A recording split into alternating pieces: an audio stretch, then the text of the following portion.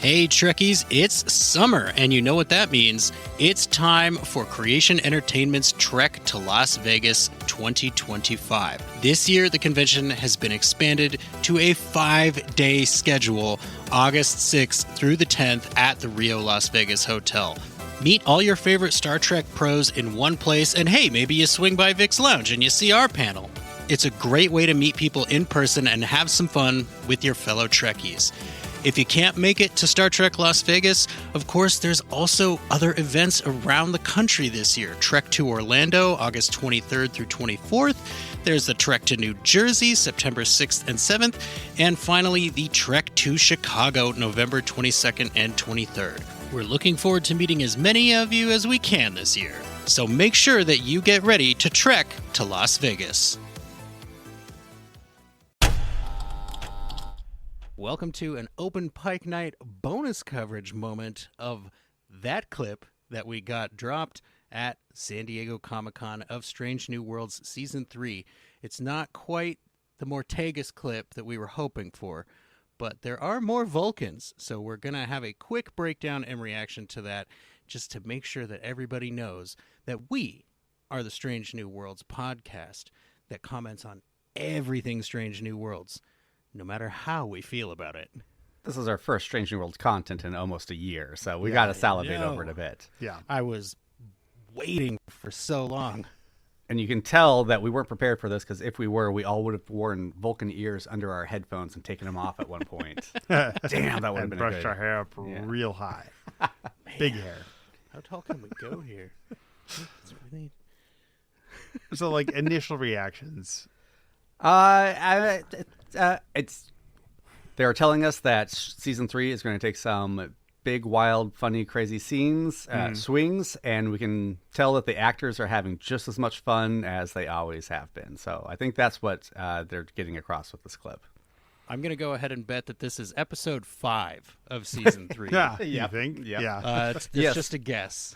The Vulcan body swapping episodes continue. I'll also bet that it's a Henry Alonzo Meyer script, because he's worked on the last 2 as well. I think he just really likes Vulcan comedy. I could see that. How about you, John? We know that this has been a controversial clip. I'm curious, since it is just a slice, is like, I would be much more accepting of this if this is the cold open. If this is if that is how the whole episode starts, I'm sure and it then is, yeah. and then we have to like. Otherwise, I mean, there's it probably makes a some little lead less into sense. it, because we don't know what the mission is. But other than that, I bet that's Well, where it I ends. figure it would be a bounce back and forth and tell the lead up to it, and like this is the midpoint of the story, and we get to follow it back and forth after. Because I mean, yes, it's entertaining, but man, are there a lot of questions there. There's a lot of questions. Everyone keeps asking about the genetic stuff, and we'll touch on that. But what? Getting a shot does not restyle your hair, okay? We were dealing with that back in TNG days when Troy would suddenly be like de-age and her hair would be magnificent. And it's like, what are we doing, folks? We are past that. Okay, but it can change the shape of your ears, but not the shape of your hair? Like, Yes!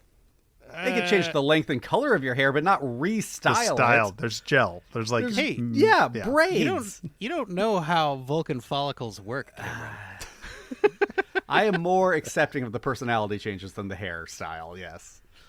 For me, it's clearly a big, fun, goofy thing, right? Like much like charades or Spock-a-Mock was.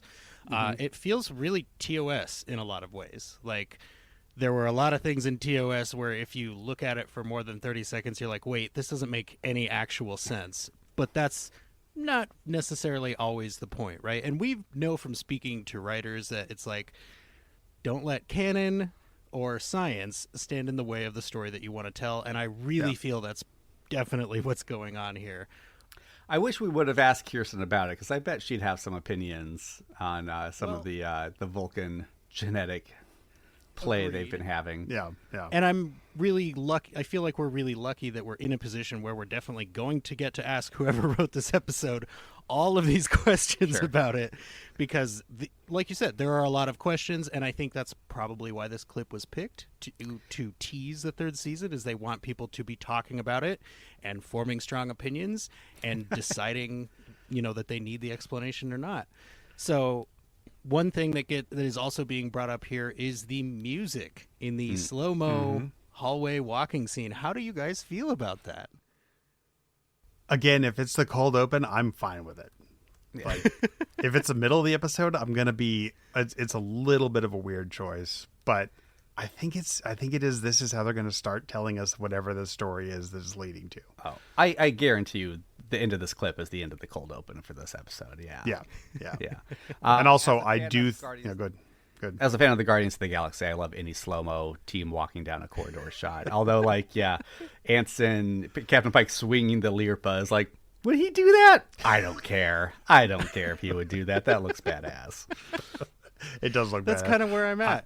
I didn't like the inclusion of the Beastie Boys in Star Trek '09, and that's probably just because I don't like the Beastie Boys. Like, I don't have a problem with the music from another era being used to tell a story from a different time. I mean, A Knight's Tale was full of Queen, right? And it's a medieval jousting movie. Like, it all depends on the rest of the execution of this episode, and I feel like that's where I'm sitting with like the whole thing, right? Like, if it's just this with no explanation, it's a little weird and potentially regressive, right? But like, we know that the case is that this is a part of a very long episode that's going to have all kinds of story and explanation around it. So I think I'm going to reserve judgment on how I feel about this idea until I have seen the whole episode. But I will say, I'm excited for more Strange New Worlds, and I'm glad that they haven't backed off of taking big swings, as you mentioned, Cameron. Yeah. Much like Charades, I've watched this clip a couple times, and much like Charades, it's growing on me every time. I think obviously what they're doing with this is a Spock story, and watching Spock be uncomfortable is super fun in this clip. I have been on the record as saying, and I will continue to say, I do think they're spending too much time on Spock. Like, we've had Spock, we've got other characters, but at the same time, if we get one Spock comedy a season, I'm okay with that. One Spock comedy every 10 episodes, I'm okay with that. And the last two Spock comedies have been very touching. So it's like, I'm sure by the end of this episode, everybody will be, grabbing for the Kleenex. Like, yeah, there's something very important being said here. I do want to say that it's the Krakowian serum, and I don't know if we talked about this before, but we don't know how the Krakowians work. Like, they are an interdimensional species, right? Like, maybe they did take some of the personality out of Chapel when they reassembled Spock, and maybe somehow reverse engineering that did it. But if you watch the clip closely, because I've been seeing people say, like, oh, they wouldn't bully Spock. Why are they bullying Spock? Do they forget who they are? I don't know. If you watch this, like, who they are doesn't change. They're not bullying Spock. That's missing the point. They are so illogical and so accurate to the point they don't realize that what they are saying is hurting Spock's feelings. They're just trying to be accurate in their super genetic, logical way. So when you watch it, I think all the characters are them just filtered through a super logical Vulcan filter. I am not eloquent today. I apologize, everyone. I think for a lot of folks, it's that the logic isn't necessarily a genetic trait for Vulcans. But do we know that? Well, I mean, yeah, we know that culturally they decided at some point we need to adhere to logic, right? And millennia of evolution of the Vulcans who are more apt to do that would then create a species that is more genetically apt to cover their deep emotions with logic. I don't know why getting the shot would make them feel super emotions for like 5 seconds and then because get logical, we also know Vulcans have incredibly strong emotions, which is why they chose logic. But why would they go through the evolutionary steps from the shot is a bit of a stretch. So this is an interesting question, Cameron, and I don't know enough about how genetics works toward like attitudinal predisposition to like make a good guess there. But I think if I had to guess like some story reasons for some of this stuff, I think Spock mind melded with all of these people before they went through this hypo spray in an attempt to like fortify them against the effects, right? Like, here, you need to know what it feels like to think like a Vulcan, so I'm going to show you. And some of Spock's insecurities, as well as the way that he gets treated by a lot of other Vulcans, are going to come through in that, right? Because he does kind of get bullied by a lot of Vulcans. And I'll just go ahead and say it. Vulcans can be pretty racist. Like, if you look at all the times Vulcans show up in Star Trek, with the exception of Spock himself, who has had some comments that could be considered the same. Oh, yeah. Vulcans are all about how they're better than everybody, how other races are inferior to them. Like, it's not pretty, but it is how Vulcans are. And I gotta assume that these writers and showrunners are using this to hold up a mirror, right? Like, hey, like, just because you don't think you're being a racist doesn't mean you're not. So, like, Also, I mean, I could see Star that. Trek species have always just been like a symbol. Like, they are not fully fleshed out for sure.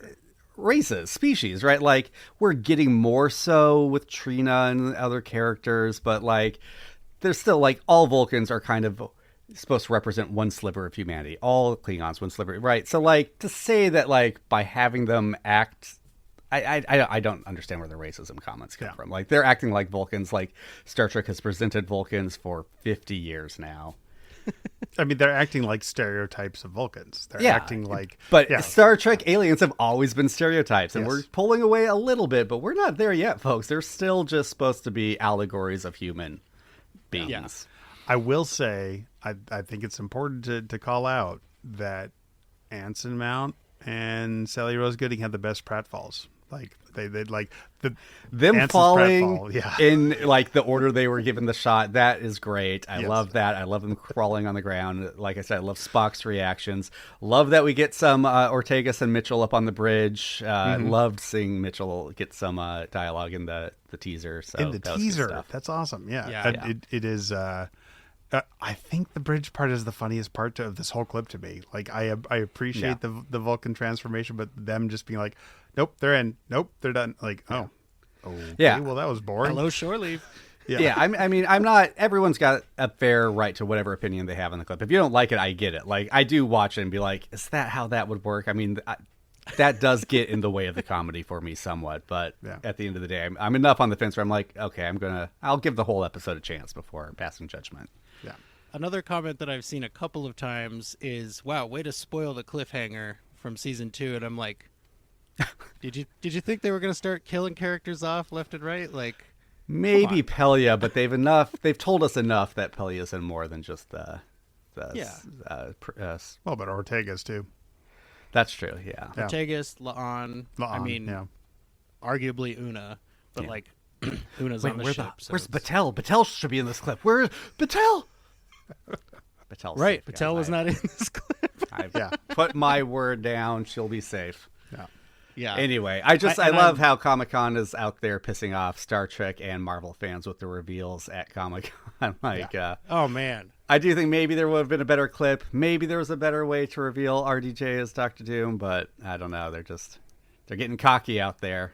I don't know how to feel about that at all. Mostly because I'm not invested enough in it to have like a strong Like, reaction. let's just wait and see, guys. Let's just wait and see. Yeah, that and like, is anybody surprised that a comic book movie would do something gimmicky? Like, we're not here to talk about Marvel, folks. No, I yeah. promise. All right. All right. So enjoy, again, the first new Strange New Worlds content in a year. And It's all you guys will be watching for the next 8 months, so enjoy it. yeah, Just the try to haircuts enjoy it. alone. The haircuts even before the transformation, you guys. There we like, go. Everybody has gorgeous hair. It's new. Yeah. It's fun. There's a lot more I- hair in this season. Yeah. Yeah, I'm really looking forward to it, and it's only going to be what, like another year until we see the whole season. Sweet. Anyway, it's been a long year, and it's going to be another long year. So be sure to clean up after yourselves. Be sure to tip your servers. You can go anywhere you want, but you can't stay here.